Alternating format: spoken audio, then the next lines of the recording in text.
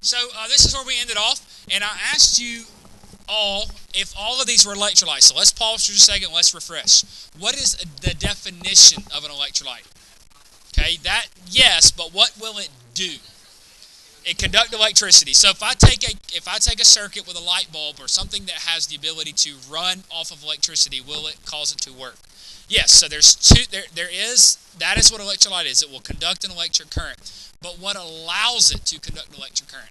There has to be ions in solution. So if there are ions in solution, did something have to dissolve and ionize into the solution? Yes. Okay. So that's what we have to have soluble salts for. What if it is? What is it called if it does not conduct a current? Non-electrolyte. Well, that means it doesn't. Okay. There are two types of electrolytes. What are the two types? Nope. Strong and weak. They are defined explicitly. If it is strong, how is it defined? 100% dissociation or ionized or dissolves. Okay? If it is not 100%, what is it called? Weak. It can be 99 to 0 and it's still considered weak. But there's a little trick in there. What are most of them percentage-wise less than? 5. Okay, so you do remember that. So that's a really good review. So we talked about pure water. Pure water, yes or no? No. Remember I put a little asterisk. What was that big long word I said to keep in your brain? Auto-ionization. We're going to just kind of keep throwing that word out there every now and then. We're going to eventually get to it. Tap water, yes or no? Yes. During the drill, I'm going to actually get out the light bulb thing, and we're actually going to show you some of these. Sugar solution? No. Sodium chloride solution? Yes. Hydrochloric acid? Yes. Lactic acid? Yes. Ethyl alcohol? No. Pure solid sodium chloride. And then I added one. What is? And I said molten. Somebody read the definition. Did you read it? What is a molten solid? Okay, it is an ionic compound in what state? The liquid. Basically, you take that solid and you get the temperature so high that it turns into the liquid form of it. Is that a physical or a chemical change? Physical. So are ions present? No, it's still that solid compound. Excuse me. It's still that ionic compound, but it has liquefied. So you still would not have an ionic solution, okay? So tap water is a weak sodium chloride, hydrochloric, lactic acid would. Pure water would not. But again, auto-ionization, we'll talk about that later. Sugar solution, ethanol, and then pure solid NaCl. But why do some compounds conduct electricity in solution while others do not? It's all based on one thing. Ions, and there's one other S word. I want you to write it underneath it. Solubility. Okay, so write this underneath there. The reason why some do and some do not is based on solubility. Okay, and if you've watched the entire chapter 4 part of this lecture before during the summer, we talked a lot about solubility rules. Yes, sir. Devin? Really? Well, that's crap. Okay. Well, you get the gist of it. Okay. So, ion and compound dissociations. We need to know if these are going to be soluble or not. Let's see how many of you actually remember if it's soluble based on solubility rules from what you should have learned this summer. Is number 1 soluble, yes or no? Yes. Why? Very good. Sodium is group 1. And what do we know about all group 1s? They're soluble. If you don't know that, that's something you need to start sticking back there because it's going to hit you soon. So since it's a group 1, it will dissolve. Now here's the important part. It disassociates. What does to disassociate mean? It dissolves and separates. I'm going to quiz you. I want you to tell me yes or no.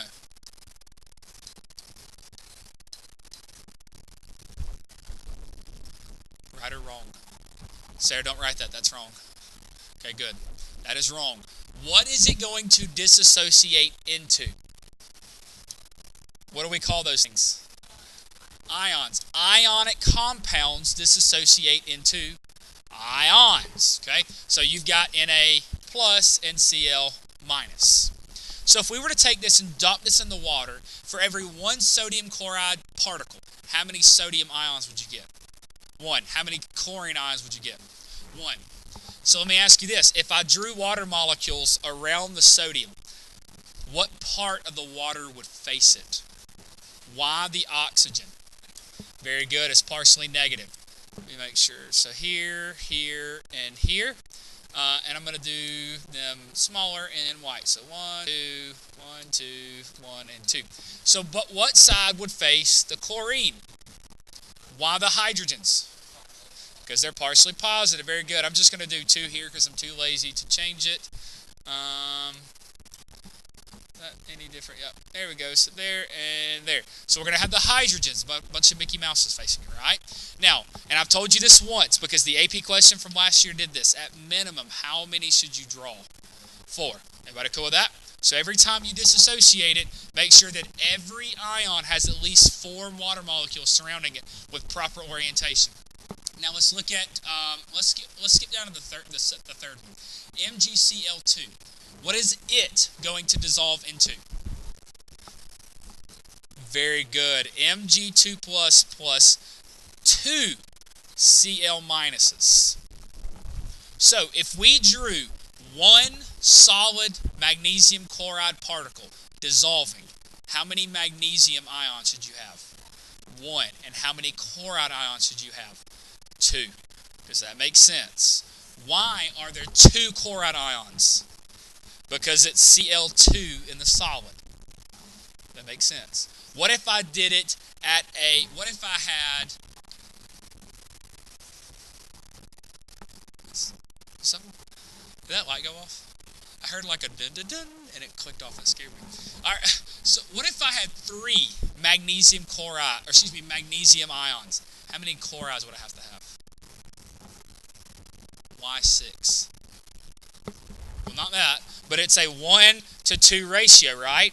Well, if I've got 3, how many do I have to have? I've got to have 6. Does that make sense? So whatever the ratio is, whenever one value goes up, you have to make sure the ratio is maintained. So could I have 3 magnesiums and 3 chlorides? No, that's improper ratios. You can't do that, okay? All right, so let's go down to the last one. What would it dissolve into? Very good. Al3 plus 3 Cl minuses. So if I took 1 aluminum chloride, how many aluminum ions would you have? 1, and how many chlorides? 3. Does that make sense? Okay. What if I had 6 aluminum ions drawn? 18 chloride ions. Very good. Is that still maintaining your 1-to-3 ratio? Okay, again, I'm just throwing that out there at you just to make sure you understand what all that is, okay? Because you're going to see that tomorrow. All right. Oh, that's cheap. You already had the answers. Oh, y'all don't have those? Oh, okay, gotcha. That's fine. Cool.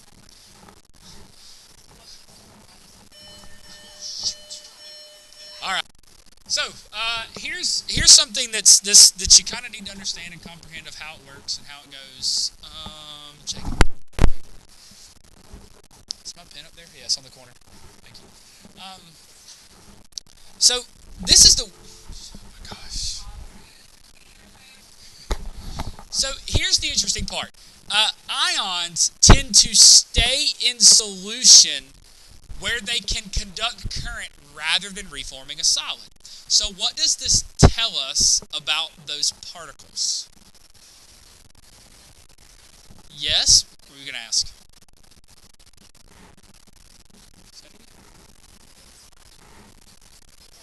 I'm sorry, Peyton. All right. So so they like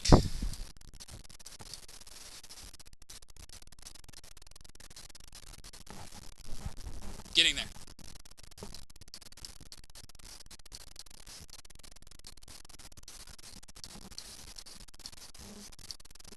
They like to be dissociated, and they love water. Okay, they love water. Now, not only do they love water, what else do we know about the power of water? It's a piranha, right? It is going to keep them from coming back together. I don't know anyone who's ever been shredded by piranha and come back together. So this is why we have conductive currents, is because of the ability of them to stay in solution. So the reason for this is the polar nature of water molecule, which is what we just said. So once that ion is engulfed with all those water molecules, can it reattach itself? No. How could we, laboratory-wise, create the solid to reform? Get rid of the water by Boiling, very good. So that is what a dehydration synthesis lab is. You take something that has a lot of water in it, you dehydrate it off, and you create a solid particle. What is it? Yeah, dehydration synthesis lab? Yeah, you probably should know. So the reason for this is the polar nature of water. Positive ions associate with the negative part of the water, and the negative association with that. So I do want you to actually write this in. I don't know if you have written it, but it's called hydration forces. What? There are so many forces. That's the force of life. EMF. What the heck is... Well, there is an EMF, the electromotive force. Yeah. There actually, okay, so you're actually going to like this. In chemistry, there is an EMF, but what we have done is we have shortened it to E naught. That's electrochemistry. There is it's the electromotive force. Oh, it will make sense, I promise. It does. Ching ching.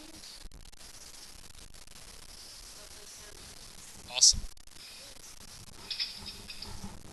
Okay, so some covalent compounds also ionize in solution. This is the weird part. Again, some covalent compounds. Why is that weird when it says covalent and ionize? Because they don't form ions. They're not formed from ions. They're formed from a sharing. So some covalent do this. They form ions in solution with the help of water molecules. If, for instance, the hydrogen chloride molecules, hydrogen chloride, two metals or two nonmetals, or metal and a nonmetal.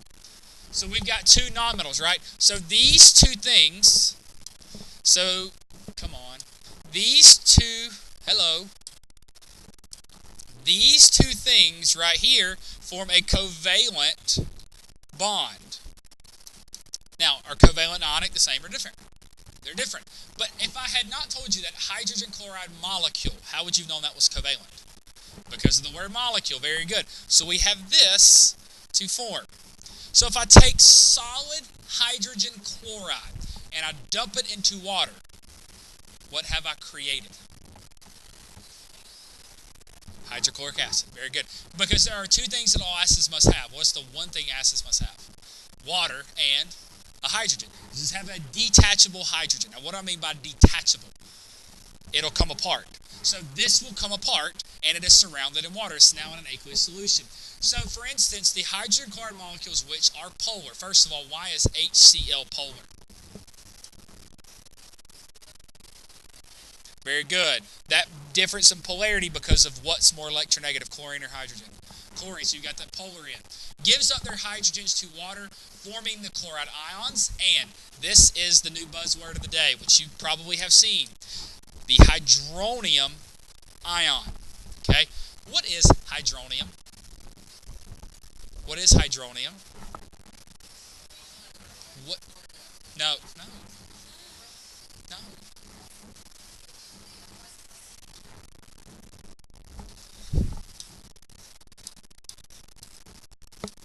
That means you didn't watch the videos.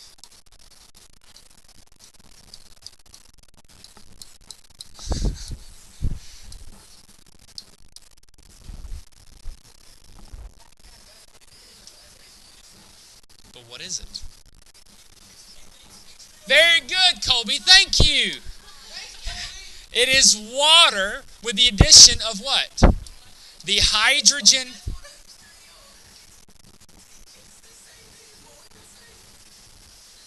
You are freaking out. I was asking what it is. It is water with an attached hydrogen ion. Okay, well, I'm sorry. This is what it is. Thank you, Colby. Thank you, Jacob. You're all right.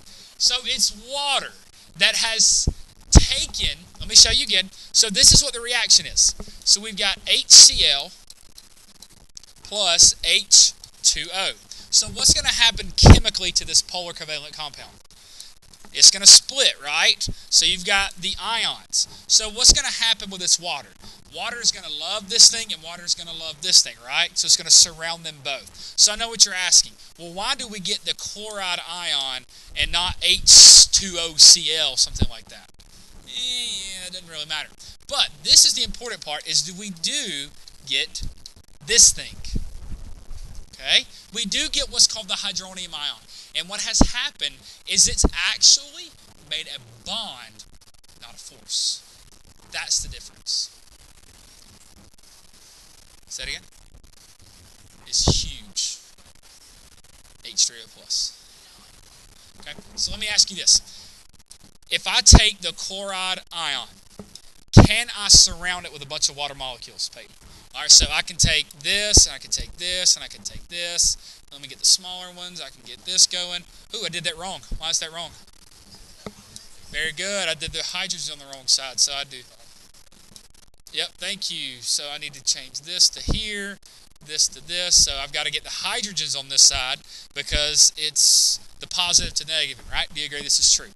So do you also agree that the hydrogen itself should have water molecules surrounding it if it's the positive ion? Okay, but what side of the water is going to face it? The oxygen side. So I've got... No. Thank you. No! Thank you. I apologize for my outburst there. Sorry, Jacob. So, but here's the problem. This is not what happens. Over here, it is. The ion gets surrounded by the water molecules.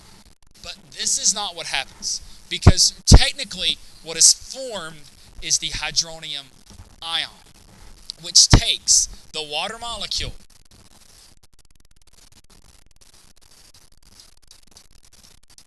and what does it do? It grabs that H+. So it technically makes a bond. It doesn't create a bunch of little forces. Does this make sense? Okay, hold this 1 second. Do you agree that there would be a force of attraction between all three of those things? Now, first of all, let's talk about this. These are IMFs, right? Which kind of IMFs would these yellow lines be? And don't you dare say hydrogen bonds. Why dipole-dipole? What's missing to create hydrogen bonds? Bond. Very good. Chlorine has no F, no O, or no N. That's why it's not hydrogen bonding. Do you agree? So I'm just throwing this at you. If you're writing this down, that may be something to kind of incorporate. That this is a dipole.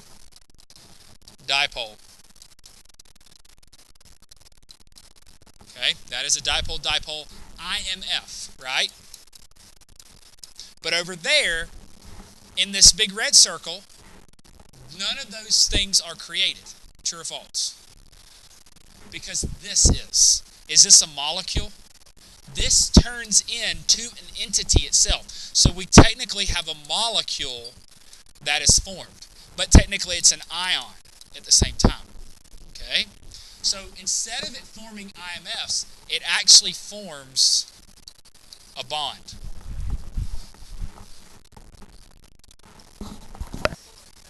Alright, so again, one more time, what I need you to understand is this hydronium part.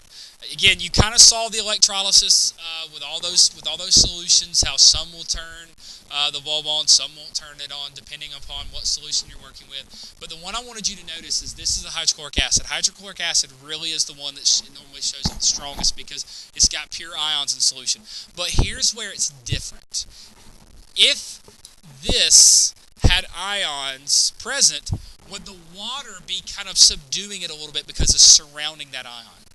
Yes, but in hydrochloric acid or in acids cases, it's actually producing an ion that is engulfed in water molecules and then another pure ion. So it has this ion that is true to its name of being an ion with no water surrounding it. So it's open and out there in the nature. So it can actually transmit the current a little bit better because it's just floating around with nothing surrounding it. Does that make sense? Because there's no water surrounding it. It's just the ion itself. So it's a little bit stronger in terms of the strength of the ion, which is why acids are a little bit stronger of electrolytes, okay? So that is very important. So strong acids, such as hydrochloric acids, are completely ionized in solution, which is exactly what we were just talking about. How we break it down is we start with how much does it dissolve? If it's 100%, regardless of what it is, we label it as a what? a strong. If it doesn't, we label it as a weak. And then anything under that, we can start breaking it down. So strong acids ionize 100%. Okay, so completely again is 100%, and that's exactly how we get strong acids. All right, so examples: sulfuric, nitric, perchloric, hydrobromic, hydroiodic, and this. So here is the group. Okay, these are the halogens. If you did not write that down, I would write these down.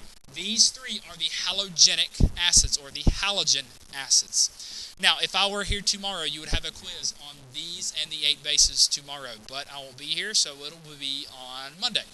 Okay, you have a quiz. You must know them backwards and forwards. Sir? Not busy work. I mean, it'll be pertinent.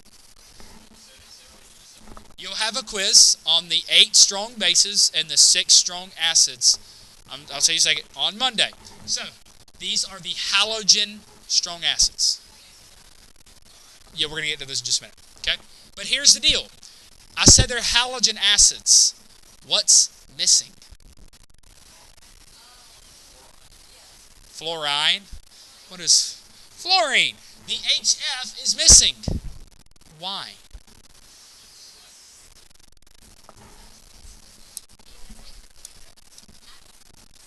All right, so let's talk about this real quick because this is important. HF. It's not one of your strong, so we automatically label it a what? A weak. Now, because it's weak, how do we define that? Less than 100, which normally is less than 5, but this is the definition. So what you're telling me is, if I have all of these and I drop them in some water, are all of them going to break this bond? No. We don't know how many. You can actually look up the Ka constant and tell me exactly the percent dissociation, which we'll get into later on in the year. But this is why that this is not the strong acid. It's because, according to the definition, that this is going to be not 100% of these bonds are broken in that solution. Whether you have one hydrogen fluoride molecule or 1 billion, not all of them are going to break. But let's talk about the mechanics version of this and the chemical molecular version. Why wouldn't it break? Say it again. Okay, so F is the most eneg, which means, is it going to relinquish the hydrogen being donated by hydrogen? Did I just say that right? No. So, here's my question again. Since it's the most electronegative, is fluorine going to relinquish the electron being donated by the hydrogen? No, it's going to want to hold on to it, right? So that's reason number 1. That's the simple reason. What's the other reason? This is the reason that nobody thinks about until you hear it, and you're like, oh, well, duh, that makes sense.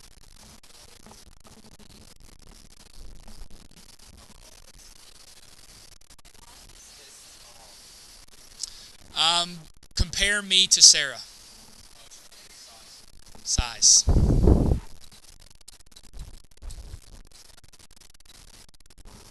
Very good. The molecule is very small. Molecule is very small. So what do I mean by that? The smaller the atoms. Now, what 2 atoms are we working with? Hydrogen or fluorine. Do you agree that hydrogen has 1 orbital? Okay. Fluorine has how many orbitals? 2. You've got 1, and then you've got 2. How many are in hydrogen's outer one? 1. How many are in fluorine's outer? There are 7, which is why what forms? This bond, which is why this right here is formed. If we were to compare this to chlorine, do you agree that going down 1 automatically gives us a strong acid? Because isn't hydrochloric strong? What have we done to the size of our halogen? It's gotten what? Bigger. By how many orbitals? 1 orbital. So has it increased its atomic radius? Yes, I've used this example before, but let's pretend that I was standing right here and I had 3 bags of chips set out in front of me, or cookies, or whatever your favorite candy is. Which one would be the easiest one for you to get? The one closest to you and farthest from me. So if I'm chlorine, do I have more available locations for someone to come in and take that electron away? Yeah, chlorine. Okay, Cl.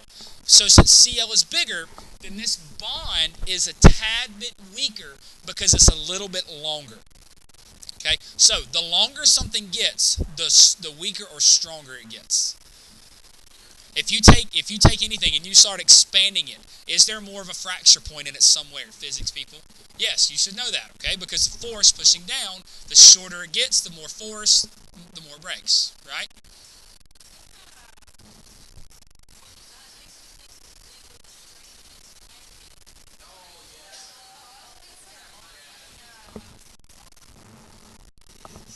Exactly. But that was single, double, triple bonds. We're talking about in terms of the lengths of single bonds. But it's the same concept.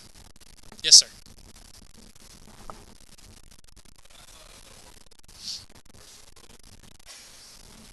It does has 2. 7 plus 2 is 9. It's number 9. Yeah, that's not true in this class. There are dumb questions. No, hold it in. I'm sorry. So these are 2 reasons why, but I just want to throw these at you. Again, Monday, these are going to be that. Now, I do want to throw this at you. Oxyacids. What are oxyacids? Acids with oxygens. Yay. There are 2 of them that are strong. Perchloric. That is the most confused one. Perchloric acid is the strongest, HClO4. Now let me throw a little curveball at you. If you read some textbooks and you listen to some professors, when you get to college, it may be a tad bit different than what College Board, who are my bosses, tell us. I say there are 6. Depending upon the research you look at, some qualify a 7th strong acid, and it's chloric acid, which would be what? So HClO3. So there is an asterisk beside that. Some teachers teach it as strong. Some teachers teach it not strong. College Board has said it is not strong. Okay? So again, I don't want you to think that, oh my gosh, someone lied to me. I'm telling you now that there's a potential for a 7th one, but we do not use it in this class. But I just want to show you that there is an asterisk beside one of them. They're still doing research on it to try to change it. Next year, they may come and say, hey, add this one to your list, and they're going to change it up. By the way, ytterbium, which is YB, which is number 70. Have y'all heard the news? They've changed its molar mass. They found more isotopes, so they've changed its average atomic mass. Yay, Kim. Yeah, that one's from 1962, so it's probably needs to be changed, period. Go look at the bottom. It's copyrighted 1962. Because it's got some really good information on it that they don't put on them anymore. What? Yeah. They got some character to it. The pull of the H2, the water in the solution, is so strong that the hydrogen snaps right off the solution, creating an acid. And we're going to focus a lot on oxyacids later. Weak acids, such as lactic acid, which is found where? In your muscles, are less than 5% of the time. Many of these are considered organic acids, which have a carboxyl group attached, which you get in organic chemistry. You'll learn about this. But here's what I need you to know about carboxyl. What is the red color? Oxygens. So we have, let's look. So I've got what are the gray colors? Carbon, carbon, carbon. What are the whites? Hydrogen, hydrogen, hydrogen, hydrogen. All right, so what are the reds we said? Did you say commies? Oxygen, hydrogen, oxygen, oxygen, and hydrogen. So here's what we have. We have a ethane right here. Why is this ethane? Because there's 2 carbons. So we have an ethane here. But let's see how smart some of you are. Remember whenever we attached a hydroxide to a compound, it turned it from an ethane to an ethanol. Remember ethanol. Okay? So then we have ethanol. It's actually, there's a prefix. It's 1-carboxyl ethanol. It's organic terms for you. So this right here is your carboxyl group. So how could you describe a carboxyl group?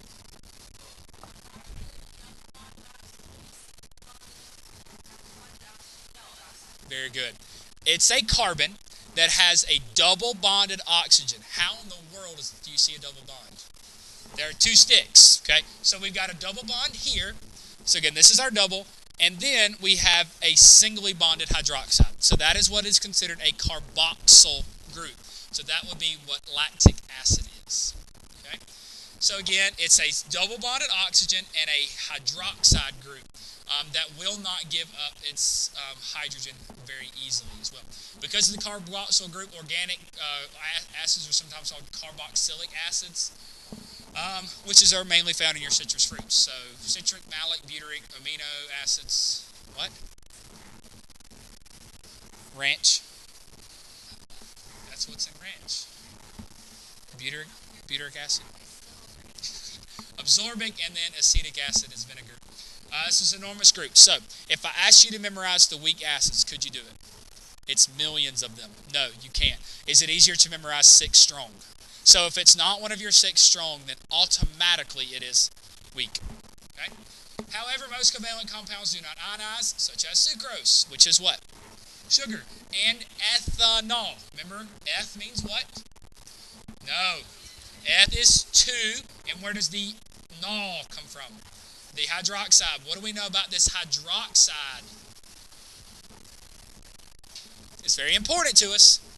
Will ethanol dissolve in water? Do you drive a car?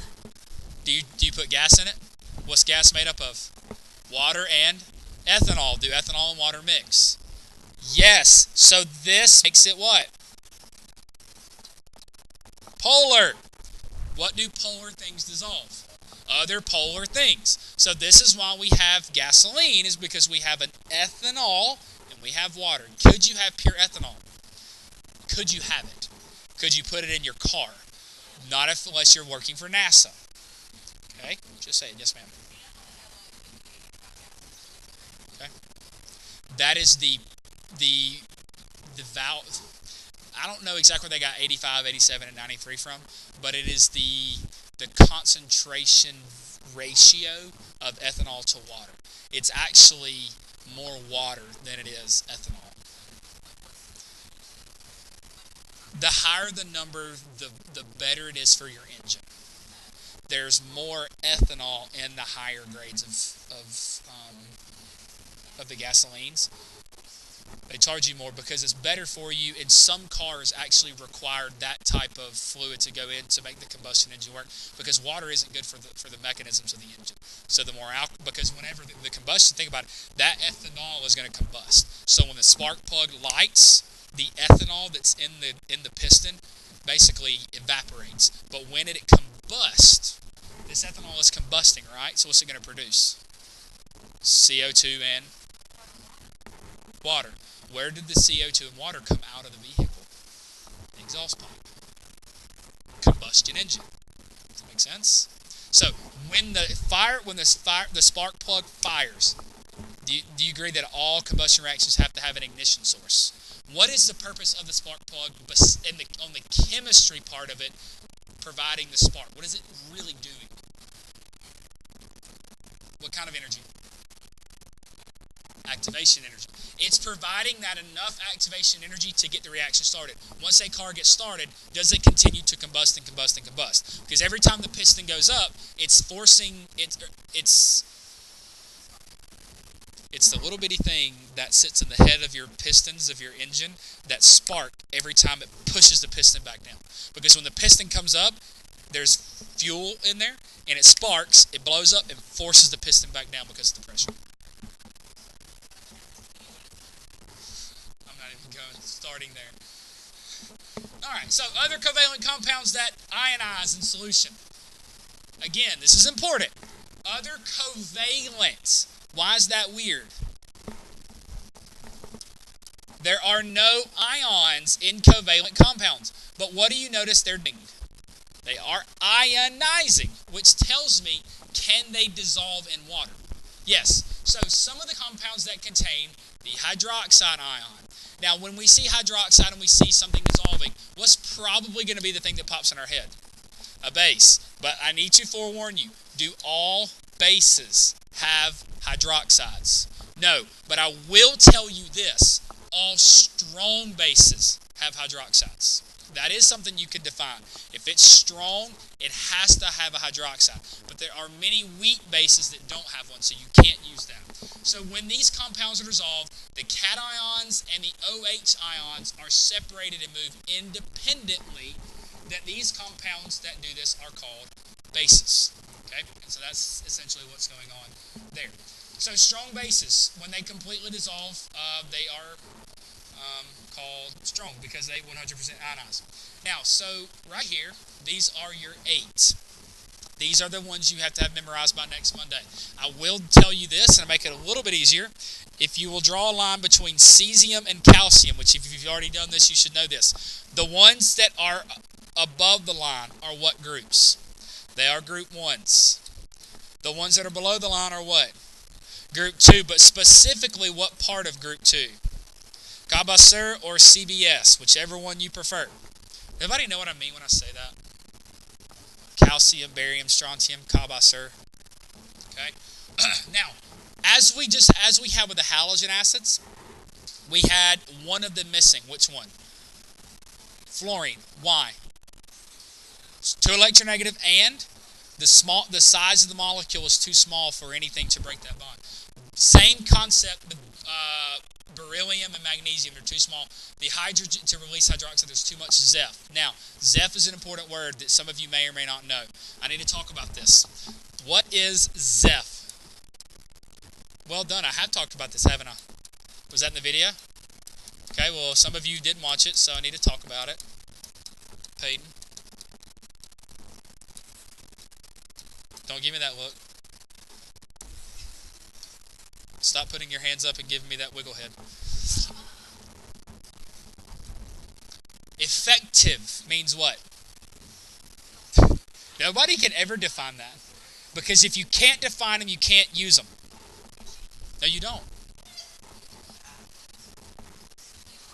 It works. It is plausible to do its job. It's efficient. Nuclear. No. The nucleus. And then charge is charge, which is electrons. But why do these two things not go together?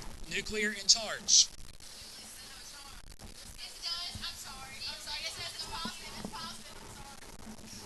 It is positive. So, but charge has to do with electrons, but it could also deal with protons. But the thing is we need to know how effective that nucleus is on reining in these flying electrons. But Zeph is only found in molecules. That's important. So Zeph is the ability of an atom to retain those electrons once it's formed a bond. Okay? So it's how powerful that nucleus is in reining in its electrons. Bingo. You're exactly right. Okay? So the smaller the atoms, the smaller the bonds, the stronger the bond. Okay? All right? So again, you must have those memorized. So weak bases, such as when very few ions are formed in solution. Other examples of weak bases include all these millions. But this is the one that you have to know. The one single weak base that I'm asking you to make sure that you have memorized is this one. Okay, NH3, ammonia. What do you notice when the difference between this compound and other bases? It doesn't have a hydroxide. So this is what I was telling you. Do all bases have hydroxides? But do all strong bases have hydroxides? Yes. Okay, there is a difference there. The composition of solutions. So we're completely and totally shifting gears here. Chemical reactions often take place when two solutions are mixed. True or false? I'm going to throw you a curveball. How could you tell if a chemical reaction occurred? There are 5 things. Color change, bubbles, heat and light, rust, solid precipitate. Those are your 5. Now, again, a lot of people say, well, Russ, isn't it a color change? Isn't it going to give off a solid precipitate? Yes, but I want to define it because it's technically oxidizing, and I want to make sure that we throw that in there. So rust really isn't one you would see in a book, but it's one as I define it. So chemical reactions often take place when 2 or more solutions are mixed. To perform stoichiometric calculations in cases such as 2 things must be known. Okay, so to do this, you got to know 2 things. Number 1, the nature of the reaction in which depends on the exact substance and whether or not the substance exists as ions or molecules. So you got to know how it's going to react. Is something going to dissolve something and break it down, or are things not going to be broken down? And how much? So if you ever do stoichiometry, do you agree you have to have grams or moles? So you got to know what it is and how much of it. Is that simple? So what and how much? Those are the 2 things you have to have. Without knowing stoichiometry, none of it. Okay? Molarity. This is the important thing. So tomorrow you're going to be working a lot with molarity. You're going to talk about solutions in the first part, and then you're going to focus on molarity in the end. So it is the moles of solute. What is important about moles of solute? Should be a solid.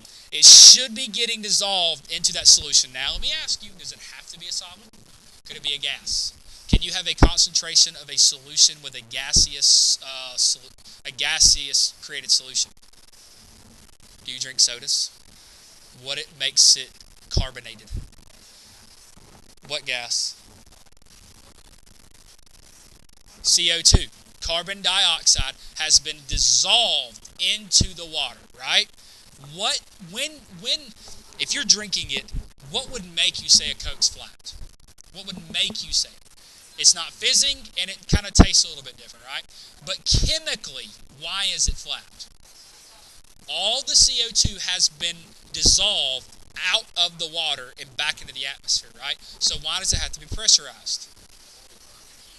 To keep it in, right? It keeps everything in. So if you take a can of Coke and you pop it and you leave it out overnight, when you come back and drink it, A, it's hot, but B, is it a chance for it to be dissolved? Or excuse me, flat. Yeah, so now some of them will say, I actually prefer flat Pepsi better than regular. I don't know why. It's a personal choice. When I used to drink Pepsis, I would open them up, stick them in the fridge, and come back and drink them the next day. I don't know. I just preferred them better flat. It was weird. But again, different strokes for different folks. But it's important that we understand that it doesn't have to be a solid because we drink Cokes, and that is how it is a concentration, because the gas molecules have been dissolved. But the important part is that you understand your units of this stuff. Because the mean old AP people, are they more than likely going to give you, hey, calculate the molarity, here's your moles, here's your liters, give me the answer? No. What do you think they're probably going to do? Grams and milliliters. Those jerks. So, look for LUF. Nope, that's not right. Look for G and L. Now, which one of those is the easiest one to convert? L. Because to get from liters to milliliters, all you have to do is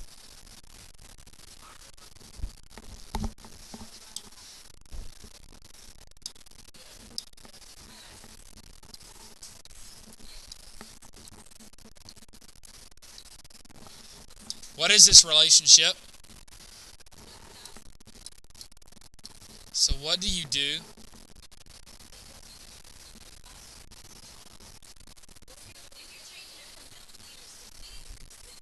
If I've got 6 liters, that's 6,000 milliliters. Oh, I did do that wrong, didn't I? My bad, guys. You are right. My apologies. Now I feel stupid. No. So, let me act like I know what I'm doing now. Because it didn't a second ago.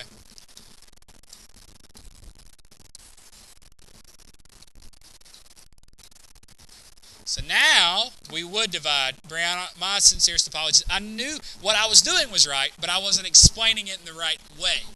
Because that's not what I meant. So, they're going to give you milliliters just to be a bunch of jerks. Now, if it is grams, if you're given grams, what do? Convert it to moles. By dividing by what? the periodic table molar mass. Okay, you guys should know how to do that. You shouldn't even have to write it down anymore. Go ahead. There are a few that actually do give you the molar mass for, just to A, conserve time, or B, it's just, if they say blah blah blah molar mass 132.84, use it. Yeah, because they would not give you something that's not correct. Say it again. They can't do that. That's not chemistry. They can't make crap up. It has to be, okay, and I will tell you this. This actually should make you feel a bit better, and this is the same way with physics. Any type of question they ask you in chemistry and in physics has to be reproducible by laboratory experimentation. So, every question that is ever asked, if I took the data that they gave, I would have to be able to exactly reproduce it in a laboratory setting. So it's actually questions that have real, reproducible information. So they can't just make stuff up on the whim. It's got to be real. Yeah. Yeah. Stephen the floor. So, can be written in two ways. This is important. I do need you to know. You can use brackets, or you can use the capital M. But there's actually a third way. What's the other way? Say it again. Very good. Ladies. I understand. Makes you cuss. I get it. Okay? Or you can use mole per liter. Either one of them is fine. I do not care as long as you have some way of aiding the unit. So 0.075 moles of salt is contained in 1 liter of solution. I really want you guys to understand what that means in terms of it's a ratio relationship, not just a single unit. It's not a gram or a liter. It's so many moles in so many liters. Okay, it's a ratio, it's a relationship. All right, so again, I know some of you love these, some of you hate these, but regardless of how you feel about them, it works. Do you wish calculus was like this? Okay, regardless of whatever you do, a three-variable equation can always be plugged into a triangle to make it make more sense. So, because the number one thing that students screw up on simplistic calculations is if they're ever trying to get moles, they divide molarity in liters in some way, shape, form, or fashion. Don't make that stupid mistake. Okay, that's a really dumb mistake. Don't be that dumb. That's actually one of my old phrases. Don't be that dumb. How much more time we got? 10? Yes. I'm going to pause the video for a second. All right, so let's find this page right here. So, calculate. What I did is I skipped the part of creating the solutions. We're actually going to do a lab. It may be next week, depends on how much we can get done. I will not be here on Wednesday, so if I can try to get it set up for you guys on Thursday. We're actually going to what? Oh well, that's right. Duh. I won't be here Wednesday because I've got a meeting I've got to be at. But what?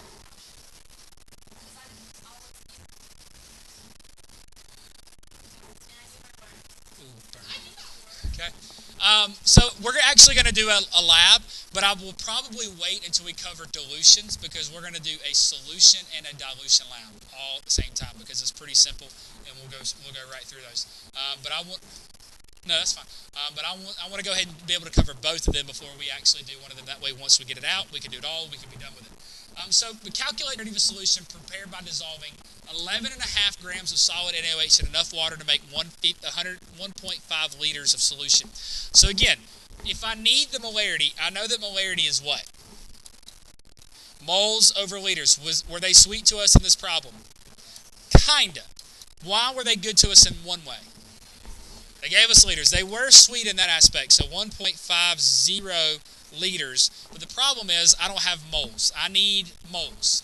So if I have 11.5 grams of NaOH, what do I have to divide by? The molar mass is 40.0, right? It's 40.0 even, correct? That's what I thought. 40.0 grams in 1 mole, which gives me how many moles? Let's check. I need 3 sig figs, so 288. Okay? And then,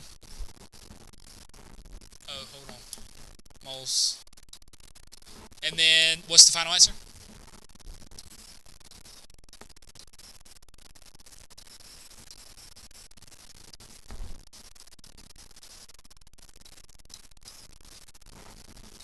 Feel better? Stop drinking all those drinks and you'll be better.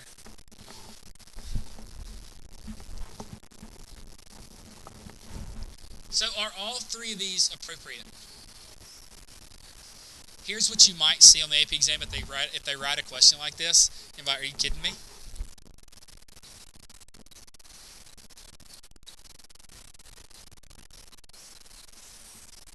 Just saying, don't freak if you see it. Sometimes they do odd, weird, very strange things just to see if you're paying attention. Okay? All right, so that one's good. No. You should know the answer to that question.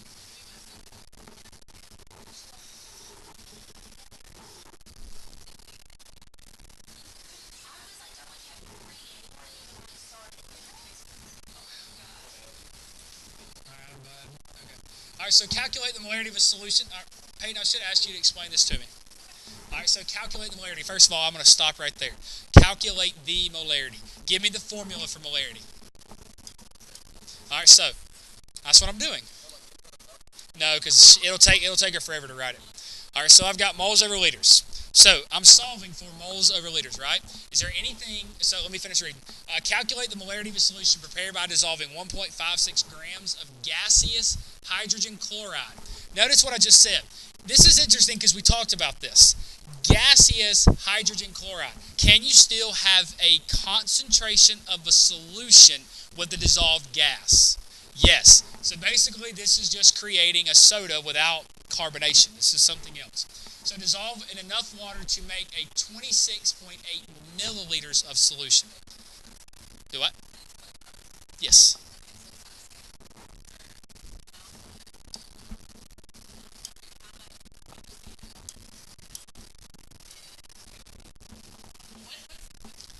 What is the molarity? It says calculate the molarity. What do I do?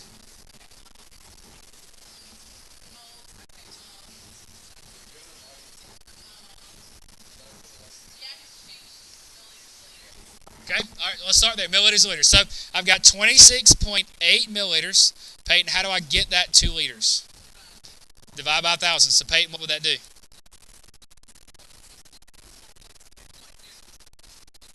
Now, or if you guys will learn the metric system, which I have taught you. No, you are wrong. King Henry died at a bar drinking chocolate milk. No, this is still school. Why is it at a bar? Let me ask you that question. Because if you, listen.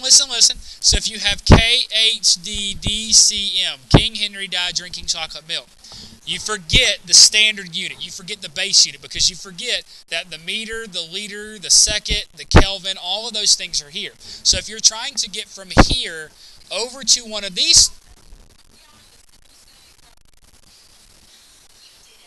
I'm trying to help you in terms of we're at milliliter. If you just roll the decimal 3 places, you don't actually have to do anything. So I'm just telling you, move it 3 places. So you've got 0.0268 liters. Now, what else do you do, Peyton?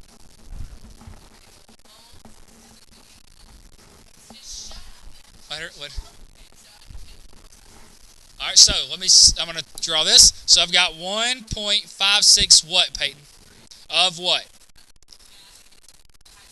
All right, so how do I get that into moles? Okay, what is the molar mass, Peyton? You should be able to do it in your head. 35.45 plus 1.01.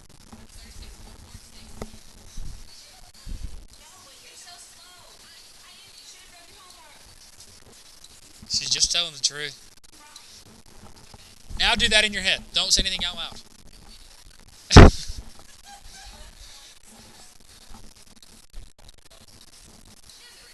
No, she doesn't. She just did it in her head. right, so now do that in your head, Peyton. Boom.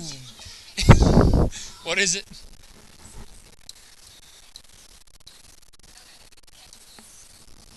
Oh, well, I'm so glad you said that because there is a difference. There is a difference between capital M and lowercase m. We're dealing with molarity, which is capital M.